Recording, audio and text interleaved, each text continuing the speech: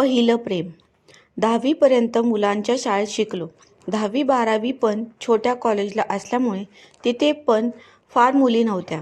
त्यामुळे मुलींमध्ये गेल्यावर त्यांच्याबरोबर कसे वागायचे, कसे बोलायचे ह्याचा फारसा अनुभव नव्हता. 12वी नंतर मोठ्या कॉलेजला गेलो आणि FYच्या पहिल्याच दिवशी ती दिसली.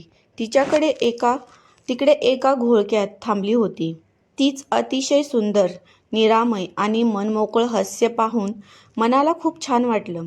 जाऊन तिच्याशी बोलावं वाटलं, पण आम्ही इतके धीट कुठे. मनातील इच्छा मनातच दाबली आणि सगळे मुकाट्यानं लेक्चरला जाऊन बसलो. तिच्याशी बोलण्याचा योग आला तो FYच्या वार्षिक परीक्षेच्या दिवशी. 1 वर्ष तिला लांबून बघण्यातच समाधान मानलं. खूप धाडसानं मी बोलायला पुढे सरसावलो आणि माझ्या तोंडातून एकदाचे शब्द फुटले. हाय, कसे गेले पेपर? मला इलेक्ट्रॉनिक्सचे दोन्ही पेपर फार अवघड गेले. गेल्या गठ्ठ्यातून आता निकाल लागला की कळेलच कसे गेले होते ते. बाकी सुट्टीत काय करणार? ती बोलली. काही ठरवलं तर नाहीये. बघू. ओके बाय, मला जायचंय. बाय. मनात इच्छा नसूनही मला बाय करावे लागले आणि स्कूटीवरून ती निघून गेली. दोघांकडेही भ्रमणध्वनी नव्हता, त्यामुळे सुट्टीभर काहीच संपर्क झाला नाही. अख्खी सुट्टी निघून गेली आणि परत एकदा कॉलेजचा दिवस उजाडला. आज ती दिसणार म्हणून मनातल्या मनातच मी खुश होतो. ती कुठे दिसतेय का बघायला मी गेटवरच थांबलो. ती आली. गाडी पार्किंगमध्ये नेताना तिने मला बघितलं आणि मस्त स्माईल दिली. ती आपल्याकडे बघून हसली. मी ह्या नशेत असतानाच ती गाडी लावून माझ्याजवळ येऊन थांबली. काय म्हणताय साहेब, इथे का थांबलाय? ह्यावेळेस तिने सुरुवात केली. मला एकावर एक सुखद धक्के बसत होते. काही नाही, सहजच कोणी ओळखीचं दिसतंय का ते बघत होतो. चल जायचं वर्गात? हो चल, उशीर झाला आहे, लेक्चर चालू झालं असेल. आणि अशा प्रकारे संभाषणाला सुरुवात झाली. ती बोलायला सुद्धा खूप मस्त होती. तिचं बोलणं तासनतास ऐकावे असे वाटायचे. जसे दिवस पुढे पुढे जाऊ लागले तसे आमच्यामध्ये मैत्री निर्माण झाली. इतर मुलींबरोबर पण मी अगदी बिनधास्तपणे बोलू लागलो. मला बुद्धिबळात आवड. स्पर्धा असल्याने लेक्चर बुडवून मी त्या पत्र्याच्या आर्ट सर्कलच्या खोलीत जाऊन सराव करायला लागलो. साधारण आठवडा गेला असेल. तिने मला विचारलं, चल मी पण येते बुद्धी लावायला. अरे वा, चल की, मी एकदम आनंदानं उत्तर दिलं. आणि मग त्या दिवसापासून कोणत्याच लेक्चरला न बसता थेट आर्ट सर्कलच्या खोलीत जाऊन त्या लोकांची नाटकं बघत बुद्धिबळाचा सराव करायचा. अशी आमच्या दोघांची दिनचर्या झाली. तिला बुद्धिबळमधला खरं काहीच येत नव्हतं, तरी ती यायची. कदाचित फक्त माझ्या सहवासात राहायचे म्हणून ती येत असावी असं मला वाटू लागले. पण ती खास माझ्यासाठी डब्बा करून आणू लागली. आमच्यामधील नातं हे मैत्रीपुरते उरले नव्हते ह्याची केव्हा दोघांना जाणीव झाली होती. माझ्यासाठी एखादी वस्तू आवडीने परिचित होत, पण एखादी व्यक्ती आवडणे हा अनुभव नवीन आणि फार वेगळाच होता. मी तिला विचारायचं ठरवले. त्या दिवशी ती आली. थोड्याफार गप्पा झाल्या. काय रे, आज इतका गप्प का? काही होतंय का तुला? नाही ग, असंच. मला काहीतरी बोलायचं आहे तुझ्याशी. अरे मग बोल की. असू दे ग, परत कधीतरी बोलीन. माझ्या मनात काय चालू आहे हे तिने बरोबर ओळखलं. तिला पण हेच हवं होतं की चल आपण स्कूटीवर फिरायला जाऊयात, ती बोलली. मी मुकाट्यानं तिच्या मागे बसलो. तिनं गाडी पाषाणच्या त्या एरियात नेली. हा तू काहीतरी बोलणार होतास. तिने दिला सिग्नल ओळखायला मी इतका वेडा नव्हतो. मी मन घट्ट केलं, मोठा श्वास घेतला आणि बोलून मोकळा झालो. मला तू खूप आवडतेस. काय? तिच्याकडून हे उत्तर आलं. मला जे बोलायचं होतं ते मी बोललो. आकाशवाणी एकदाच होते. चल आता मला परत सोड कॉलेजजवळ. मी प्रचंड हिंमत दाखवून घाईघाईत मध्ये बोललो. तिने गाडी बाजूला घेतली आणि माझ्या डोळ्यात डोळे घालून ती म्हणाली, तिकडे रस्त्याकडे काय बघतोस, माझ्याकडे बघ. मी हळूहळू नजर तिच्या डोळ्यांकडे नेली. हां, आता परत बोल, मगाशी काय बोललास? ती म्हणाली. मला तू खूप आवडतेस ग. तुझी आठवण येते. तुझ्याशी बोललो नाही तर करमत नाही बघ. फार विचित्र वाटतं. तिच्या नजरेला टाळून मी एवढे बोलून आणि तिच्या उत्तराची वाट बघू लागलो. आपण फार मोठा घोटाळा केला असं मला वाटू लागलं. ए वेड्या, हे बघ, वरती बघ माझ्याकडे. मग मी नजर हळूहळू तिच्या डोळ्यांकडे नेली. मला पण खूप आवडतोस. मला पण तुझी खूप आठवण येते रे. हे बोलताना तिची नजर हळूच बाजूला दुसरीकडे गेली होती. तिचे शब्द कानावर पडताच माझा आनंद गगनात मावेनासा झाला.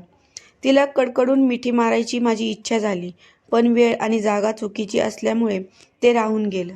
गाडी परत फिरवली. कॉलेजच्या गेटजवळ पोहोचेपर्यंत ती 6-7 मिनिटे मी मनातल्या मनातच हसत होतो. स्वतःवरच मी प्रचंड खुश झालो होतो. ह्या गोष्टीला प्रपोज टाकणे हे म्हणतात हेही मला माहीत नव्हतं. तिने मला कॉलेजच्या दारात सोडले. आता मात्र आम्ही दोघेही एकमेकांच्या नजरेत अगदी बिनधास्त बघत होतो. तोंडातून एकही शब्द न काढता सुद्धा आमच्यामध्ये प्रचंड मोठा संवाद चालू होता. मग कॉलेज 2ला संपले की घरी न जाता तिथेच 5पर्यंत गप्पा मारत बसायच्या. 5ला गणिताच्या क्लासला दोघांनी एकत्र तिच्या स्कूटीवरून जायचे. एव्हाना मी सायकल आणायची बंद केली होती. क्लासमधून घरी जाताना घरी पोहोचलीस की घरच्या फोनवर मिस कॉल दे असं सांगणं, बाहेर खाणे-पिणे, खास करून विद्यापीठातल्या त्या क्लोज कॅन्टीनला जाऊन गप्पा मारणे, अशा काही गोष्टी अगदी नियमित चालू झाल्या. एक दिवस मी सहज विचारलं, काय गं, मी पाहिलंच ना? तिला बहुतेक हा प्रश्न अनपेक्षितच होता. ती गोंधळली. बराच वेळ झाला तरी तिच्या तोंडातून शब्द बाहेर येईना आणि मग अगदी गंमत म्हणून सहज विचारल्या माझ्या प्रश्नांबद्दल मला चिंता वाटू लागली. बराच वेळ झाला शांतता होती. परत एकदा मीच पाऊल उचलली. अगं बोल ना, काय झालं? कोणी असेल तर सांग, प्लीज लपवू नकोस. आता मात्र ती खूपच गंभीर झाली आणि तिचे डोळे पाणावले. मला माफ कर वेड्या, मी तुझ्यापासून हे लपवून ठेवलं. मला एक जण आवडायचा याआधी, पण प्लीज आता तसं काही नाहीये आणि ह्या गोष्टीला आता बरेच दिवस झालेत. मी ते विसरलीये.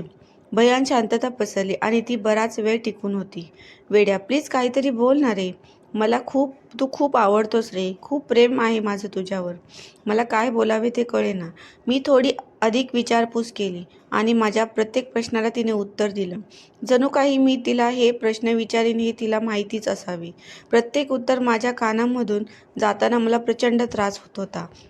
तो 8 महिने बाहेर आणि 4 महिने पुण्यात असतो. भरपूर पगार आणि असं बरंच काही त्याच्याबद्दल ऐकायला मिळालं. माझ्या अंगावर वीज पडावी अशी माझी अवस्था झाली. मी अगदी सहज गंमत म्हणून विचारलेल्या प्रश्नाला इतका वेगळं वळण मिळेल असं मी विचारही नव्हता केला. मी माझी सॅक घेतली आणि मी एकही शब्द न बोलता तडकी-फडकी तिथून निघून गेलो. 2 ते 3 दिवस गेले. मी काही संपर्क केला नाही. तिचाही फोन आला नाही. मी माझ्या मित्रांशी याबद्दल बोललो. तो आमच्या दोघांचा चांगला मित्र होता. हे बघ वेड्या, तुला ती खरंच मनापासून आवडते. तो मला धीर देत होता. हो रे, हे काय विचारणं झालं का? तिच्यावर पूर्ण विश्वास आहे. हो आहे रे, पण वगैरे काही नाही. आधी तिला जाऊन भेट. परत कसलाही विचार मनात आणू नकोस. तिच्यावर खूप मनापासून प्रेम कर. ती तुझीच आहे रे वेड्या, तुझीच आहे. तिला मी कॉलेजमध्ये गाठलं. एखाद्या नवीन ओळख झालेला माणूस ज्या प्रकारे बोलेल त्या पद्धतीने मी तिला म्हणालो, हाय, काय चाललंय? काही नाही विशेष. तिनं पण तसंच उत्तर दिलं. कॉलेज संपल्यावर आम्ही अगदी नेहमीप्रमाणे बसलो होतो. पण आज आमच्यामध्ये फार गप्पा होत नव्हत्या. आज फार बोर झालं होतं. मी उगाच काहीतरी बोलायचं म्हणून बोललो. खरं तर तिच्यासोबत बसून संपूर्ण आयुष्य काढायला पण मी तयार होतो. हो ना, खरंच आज फार बोर होतोय. क्लासला पण वेळ आहे अजून बराच. चल आपण कुठेतरी जाऊयात. कुठे जायचं? मला फार काही माहीत नाही ह्या एरियामधलं. प्लीज विद्यापीठ नको. तिथे जाऊन मला कंटाळा आलाय. मी पण माझं मत मांडलं. वेड्या, माझ्या घरी येतोस? इथे जवळच आहे. चल जाऊ, बस मागे. माझ्या उत्तराची वाट न बघताच तिने गाडी सुरू केली. मी मख्खा सारखा मागे बसलो आणि गाडी निघाली. तिच्या भावाशी आणि आईशी आपण काय बोलणार आहोत ह्याची मी तयारी सुरू केली. आम्ही घरी पोचलो. घरी कोणीच नव्हतं. मी एक सुस्कारा सोडला. तिने मस्त चहा आणि मॅगी करून आणले. आम्ही पहिल्यासारखे बोलत नव्हतो आणि याची जाणीव दोघांनाही होत होती. मॅगी खाता खाता एकमेकांना नजर भिडली. मॅगीची प्लेट मी अलगद बाजूला ठेवली आणि तिच्याजवळ जाऊन तिला कडकडून मिठी मारली. तिला पण खूप आनंद झाला. झालं, गेलं सगळं विसरायला झालं आणि आमची गाडी परत एकदा सुरळीत चालू झाल्याची जाणीव आम्हाला झाली. कधी कधी तिच्या घरी जाणं, मग तिने मस्तपैकी चहा आणि मॅगी बनवणं, तिच्या कुशीत पडून मस्त गप्पा मारणं, भविष्याची स्वप्ने रंगवणं, अशा गोष्टींनी मन अगदी प्रसन्न होत. प्रेम खरंच इतकं सुंदर असतं ह्याची जाणीव झाली. काही महिने निघून गेले. सर्व काही सुरळीत चालू होतं. त्या दिवशी त्यांच्या घरी असताना अचानक फोन वाजला. तिने उचलला आणि ती खूप खिन्न झाली. फक्त ठीक, येते लगेच, असं ती फोनवर बोलली. ती पटपट आवरायला घेतलं आणि आवरता आवरताच ती मला बोलली, चल वेड्या, मला जायला लागेल. फोनवरील व्यक्ती कोण होती हे मला कळू शकले नाही. अगं काय झालं? असं अचानक कुठे निघालीस? कोणाचा फोन होतास? तुला सांगायलाच पाहिजेल का कोणाचा फोन होता ते? तिने उलट प्रश्न केला. हो, मला सांगायलाच पाहिजेल. मला ते न जाणून कशी चैन पडली असती. तो पुण्यात आलाय. त्यानं मला त्याच्या घरी बोलवलंय. काहीतरी काम आहे म्हणे. माझ्यासाठी हा प्रचंड मोठा धक्का होता. तरी पण मी स्वतःला सावरणं, मन खंबीर केलं. माझ्या भावना चेहऱ्यावर न आणण्याचा मी आटोकाट प्रयत्न केला. ठीक आहे, जा. तिला नाही म्हणून मला उगाचच वाईटपणा घ्यायचा नव्हता. का कुणास ठाऊक, पण आमच्या नात्याचे अस्तित्व फार काळ टिकणार नाही असं मला उगाच वाटले. त्या दिवसापासून ती माझ्याशी आधीसारखी बोललीच नाही. तिच्या डोळ्यात सतत काहीतरी लपवत असल्याची भावना मला दिसली. माझं मन ह्या प्रकारानं फार चिडून निघत होतं. त्या दिवशी मी फार वेगळी दिसत होते. रडून रडून डोळे सुजले होते. ती बहुतेक मनाचा पूर्ण निश्चय करून आली असावी. क्लास संपल्यावर तिने मला थांबवलं. गप्पा मारता मारता आम्ही पुन्हा हॉस्पिटलच्या पुलावर जाऊन उभे राहिलो. वेड्या, मला तुला काहीतरी सांगायचं आहे रे. मला कल्पना आली आहे, बोलून टाक. मी अतिशय घट्ट मनानं तिला बोललो. तिला असे दाखवायचा प्रयत्न केला की ती मला काहीच बोलली तरी मी अतिशय कठोरपणे ते पचवून घेईन. मी तिच्याशिवाय नाही रे जगू शकत. I am sorry. प्लीज मला माफ कर, प्लीज. माझी स्वतःवर खूप चिडचिड झाली. काही न बोलता मी उलट फिरलो. माझ्या हाताश हरलेल्या मनाला सावरत घरी पोचलो. वरच्या खोलीचे दार लावून ऑक्सी रडत बसलो. तिने जे काही केले ते तिलाच नीट कळत नव्हतं असं म्हणून मी मनातल्या मनात तिला माफ करून टाकलं. पाकिटमधून तिचा फोटो काढला. कसलाही विचार न करता मी तो फोटो असंख्य तुकडे केले. आमच्या प्रेमाची गाडी रुळावर माझ्या डोळ्यासमोर घसरली आणि मी मात्र बघतच राहिलो. असेच दिवस जात राहिले. परत तिच्याशी बोलण्याचा फारसा प्रयत्न केला नाही. तिच्या मनात कुठेतरी गाडून टाकलं. अजून पण अधूनमधून मेसेज आणि क्वचित कधीतरी फोन पण होतो. हे बरोबर नाही हे माहीत असून पण मेसेज जातोच. नंतर अनेक मुली भेटल्या, पण मनापासून कोणीच आवडली नाही. मी पण शोधण्याचा प्रयत्न केला नाही. कधी कधी स्वतःच्या परिस्थितीवरच हसू येतं. एक वेळ अशी होती की माझ्याकडे गाडी नव्हती, पैसे नव्हते, पण ती होती. आणि आता माझ्याकडे गाडी आहे, पैसे आहेत, पण प्रेम करायला ती नाही आहे. काही लोक म्हणतात पहिलं प्रेम ते खरंच प्रेम, बाकी सगळी मजबुरी. सध्या तरी हेच बरोबर वाटतंय. मित्रांनो, तुम्हाला ही कथा आवडली असेल तर चॅनलला लाईक आणि सबस्क्राईब नक्की करा. धन्यवाद.